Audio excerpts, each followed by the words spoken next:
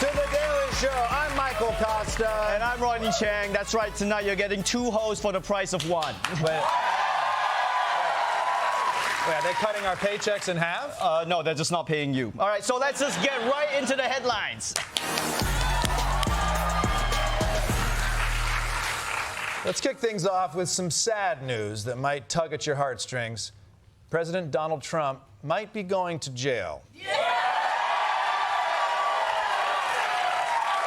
We all react to grief differently, but yes, prosecutors in one of Trump's 400 court cases might have found a surprise witness, one of his own lawyers. Some breaking news right now. Donald Trump's former lawyer just pleaded guilty. Sidney Powell is who we're talking about, now entering into a plea agreement in the Georgia election subversion case. This is the deal that comes just one day before her trial was due to start. And as part of this plea deal, she has agreed that she will testify in any future trials, which raises the possibility that she could testify against Trump in the future, which obviously is a huge deal.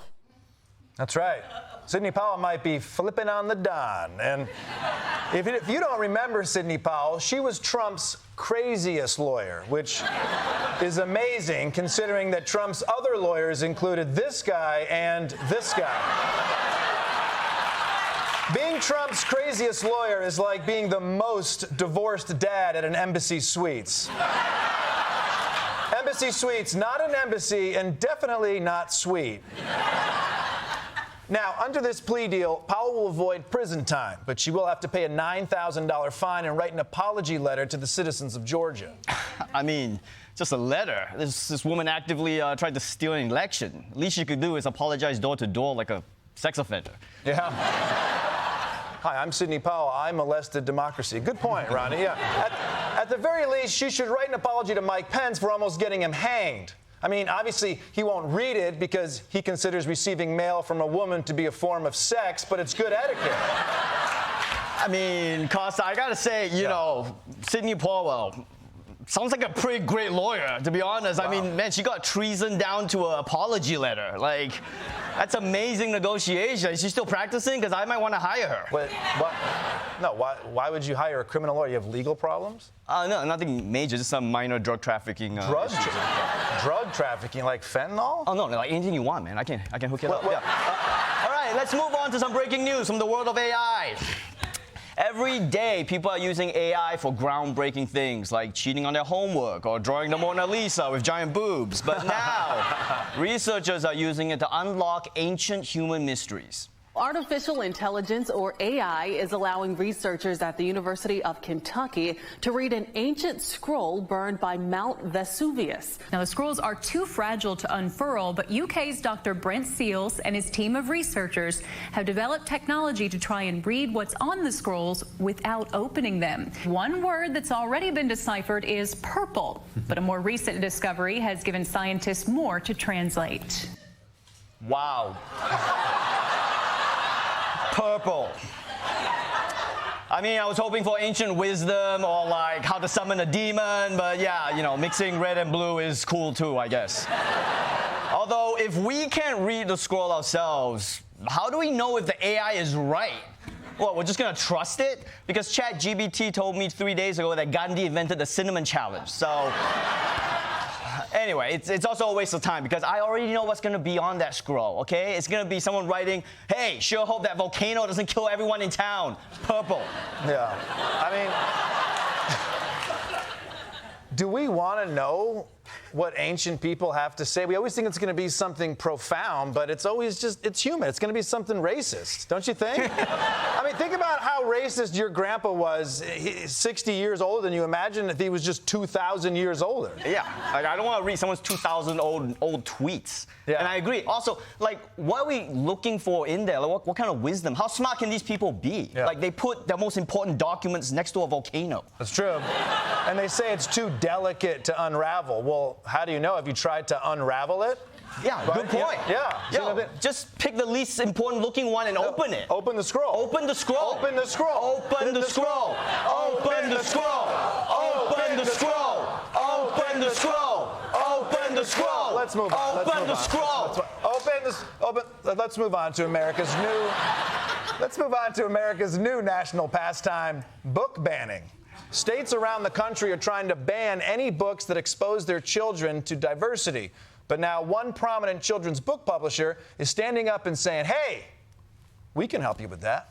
Changes are coming to school book fairs after several states passed laws limiting discussions of race and gender in schools. Scholastic announced its fairs will now have a separate section for books covering race, gender, and sexuality. The new diverse books category includes 64 titles, such as biographies of Malala and LeBron James, as well as books about same-sex families. Schools can opt to exclude all these books from their sales.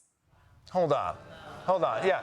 So now bigots can just check a box and now all the books will be removed? Come on, guys. If you're going to be racist and sexist, you can't also be lazy. You know? You got to put the work in. You go through the books and find all the race and gender stuff yourself. Look, and who knows? You know, maybe if you actually take the time to read these books that you think are so terrible, actually absorb them, you might just find out that all kids' books are terrible, you know? I love you, Ronny, man. Yeah. For more on this story, let's go live to an elementary school not far from here with our senior book fair expert, Troy Iwata.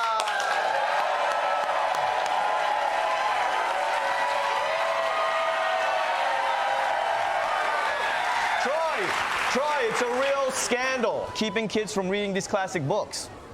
No, I think they should be kept from kids. Have you actually read some of these books? They get really graphic. I mean, James crawls right up inside that peach. Like right up in there. Troy, come on. Even if some of these books are a little mature, kids should be able to buy them if they're curious. No, the last thing we need is a bunch of bi-curious kids. Okay, that is no way to treat our children. Well, your children. I don't have them. Kids are disgusting. Okay, look, Troy, we all think kids are disgusting, okay? You're not special. But do you really believe these books are gonna warp kids' minds? Okay, well, actually, if I could get personal for a second, I am a living example of how damaging these books can be. When I was in school, I read a Japanese manga book, and look at me now. I am half Japanese.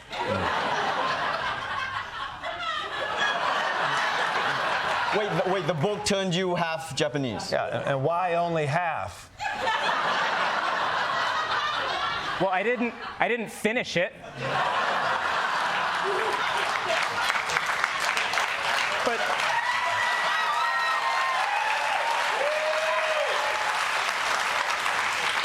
as you can see, the damage was done. That's how influential books are. Okay, so I guess the solution is to separate the books. No, actually, separating them has been a disaster. Have you ever told a child that they can't have something? It becomes the only thing they want. These kids have stormed the forbidden section like it was a Nickelodeon version of January 6th. They beat Cocomelon with a flagpole. There was poop on Nancy's desk, but that was because a first grader had an accident. They must have read that book, Everyone Poops. Okay, well, Troy, I'm still reading that, so no spoilers, please. Look, man, if banning books doesn't work, then how can schools protect kids? Well, I think the only answer is a compromise.